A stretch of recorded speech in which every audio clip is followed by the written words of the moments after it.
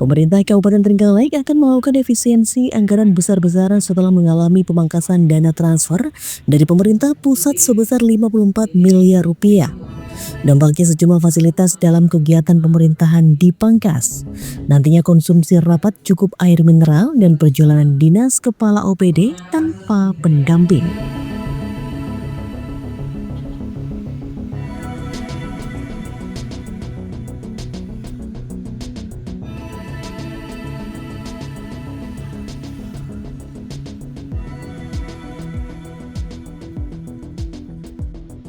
Sekretaris Daerah Trenggalek Edi Supriyanto menjelaskan bahwa kebijakan ini merupakan tindak lanjut dari Instruksi Presiden Nomor 1 Tahun 2025. Dampak pemangkasan anggaran dari pusat, dana transfer yang diterima Kabupaten Trenggalek berkurang 54 miliar rupiah. Dana tersebut bersumber dari dana alokasi khusus untuk proyek infrastruktur seperti jalan dan jembatan.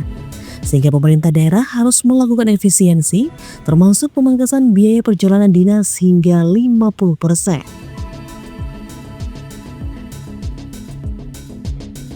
Lebih lanjut, Edi Supriyanto menyampaikan Pemkab Trenggalek kini menerapkan aturan baru dalam rapat internal. Jika rapat hanya berdurasi 1 jam, maka tidak akan ada konsumsi kecuali air putih. Kecuali jika melibatkan masyarakat dalam jumlah besar baru bisa dipertimbangkan. Selain itu, kegiatan sosialisasi dan bimbingan teknis yang sebelumnya sering digelar di luar daerah, kini diwajibkan dilakukan dalam daerah. Jika harus menginap, hotel yang digunakan juga harus berada di wilayah Trenggalek.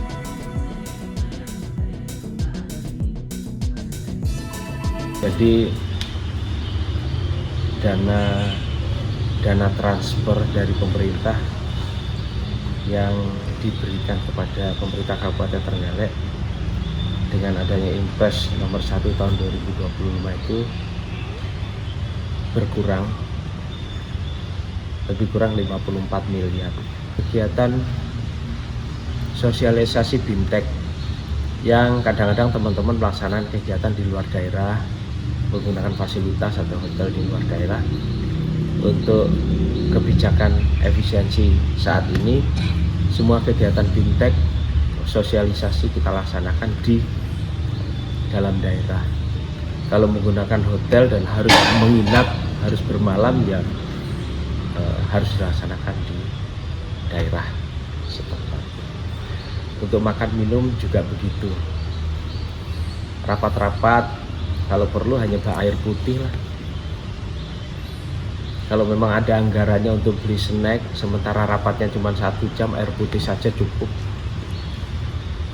Jadi kita tidak perlu nasi, kecuali memang ada diperbolehkan untuk misalnya mengundang masyarakat, kita menggunakan atau menyediakan makanan nasi, itu memang dulu diatur. Tapi kalau rapatnya cuma tidak ada 1 jam, ya tidak perlu.